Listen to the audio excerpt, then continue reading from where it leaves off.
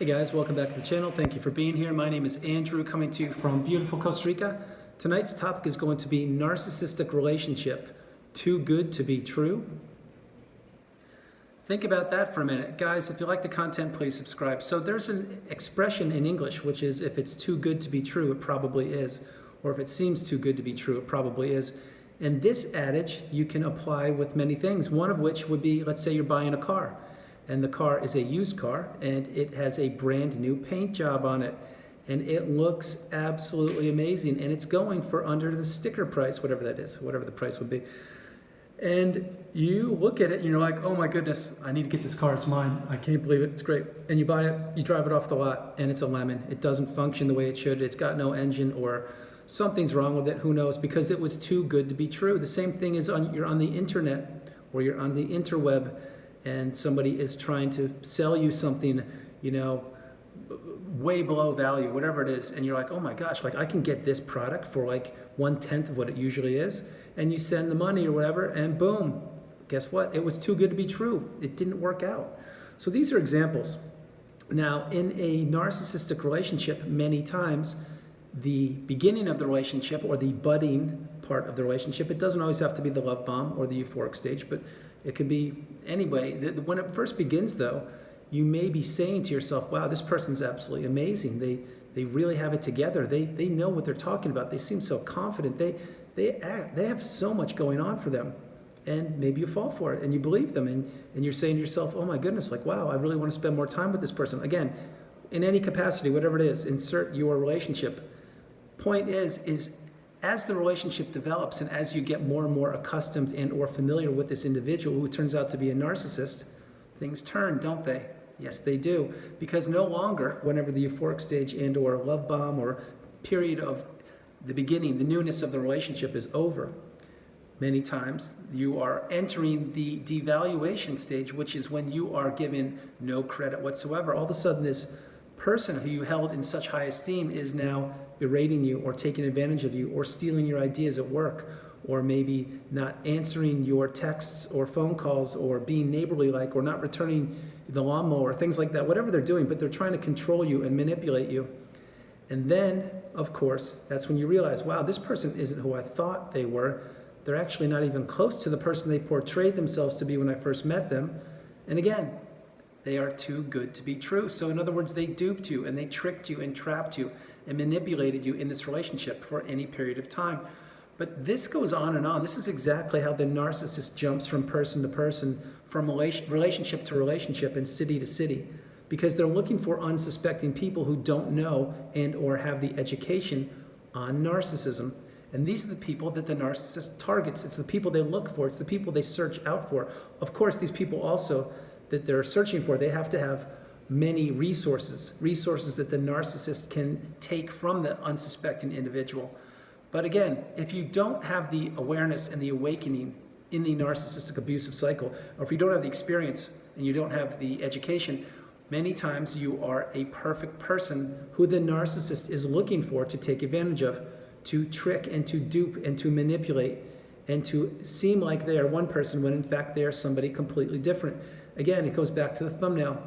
If it's too good to be true, most likely it is. You can use this analogy with virtually anything in life. It's like you're going to buy gas, let's say hypothetically, and I know gas prices are expensive. Actually, everything's expensive these days, and I get that. That's for a whole different video. Point is, let's say it's on sale and it's half price, and you're like, oh my gosh, I want to get some. Well, maybe there's something wrong with the gas. I don't know. I'm giving you examples here. But if your spidey senses are tingling, or your gut instincts are screaming at you like, hey, something's not right here, I'm not sure if this is right, trust yourself, believe in yourself, pay attention to red flags, and don't fall into the trap of something being too good to be true. It's never more evident than when you are in a narcissistic relationship. If you were in one and or you are in one and you're looking to exit, drop comments below and share your experiences and insight and wisdom with us. The whole point of this video is to let you know that this adage holds so true, because if you entered a narcissistic relationship, let's say it's the workplace, and your coworker, who turns out to be a narcissist, is befriending you and making it seem like, wow, they're really a good asset to have in the workplace, and they want to extend this relationship from the workplace to a friendship outside of work. Let's stick with that. And then all of a sudden you can, yeah, sure, okay, I'm getting to know this person. We'll spend some time together on the weekends. Maybe, I don't know, go to a softball game, go surfing, or go to an art gallery, whatever you're doing, but it's a friendship and that's fine. And then the closer you get with this person, the more that they are dissecting things about you. And they're learning how you tick, and they're learning how you work, and what makes you operate, and what are your favorite things, and who your family is, and how much money you make, and where your properties are, all these kind of things. In other words, they're doing reconnaissance on you. And then maybe the next weekend when you talk to them and say, hey, let's go do something, sure, sounds great. Maybe this time they're all of a sudden, because they know your resources, they're playing the victim.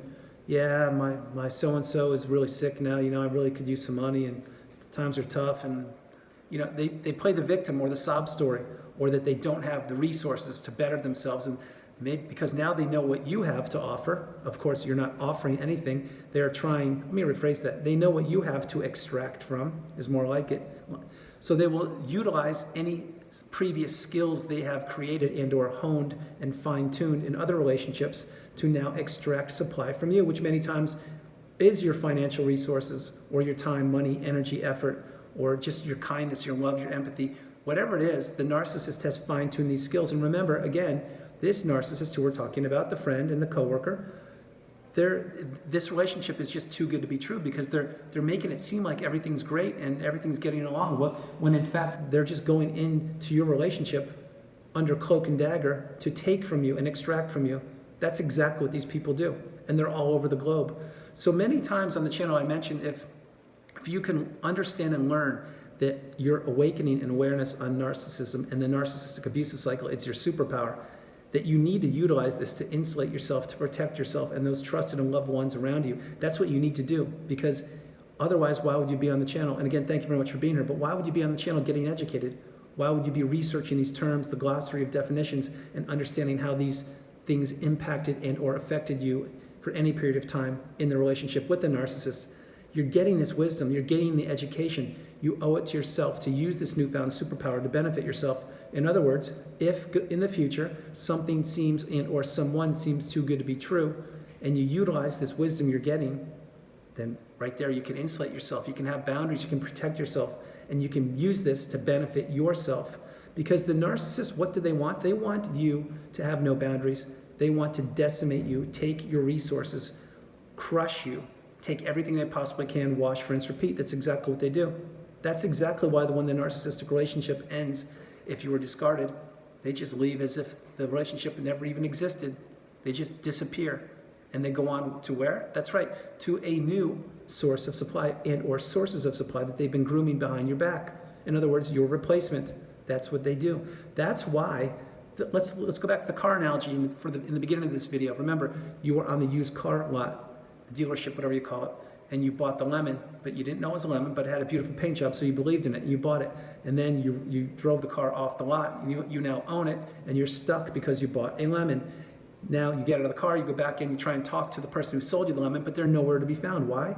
Because they know what they did. They just sold you a bill of goods. They sold you a car that was too good to be true because the price was so low, and now they're nowhere to be found. They disappeared because they don't want to face the consequences, face the music, and give you your money back.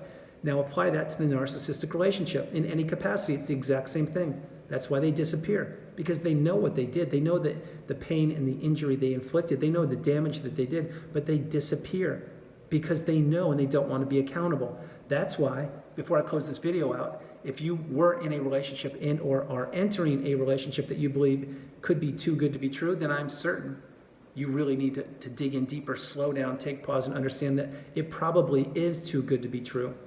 This person that perhaps is your new friend or lover or acquaintance, whatever, coworker, whatever it is, if they are making everything about them and they're not being reciprocal in the relationship and they portray themselves to be one way, pay attention to the red flags, trust your intuition, and follow your instincts, because there is a good chance that this person is not who they're claiming to be. That's not to say that's how everybody is, but it's to say that if you have the education, you need to use your new superpower. Use it. If not now, when?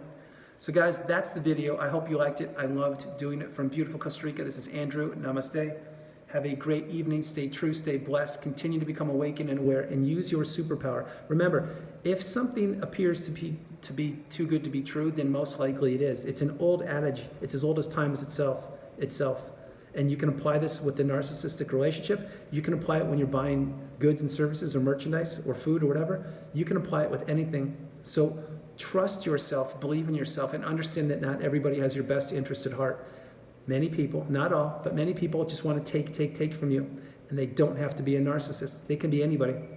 Because people, in general, not all, but people, are self-serving. They care about their own little bubble, and they care about themselves. So guys, enjoy yourself. Have a great evening. God bless you. Stay true, stay strong. And wherever you are on the planet, remember, you are not alone. And I love you. And for those of you in the U.S., happy 4th of July. God bless you. I will talk to you tomorrow. Good night.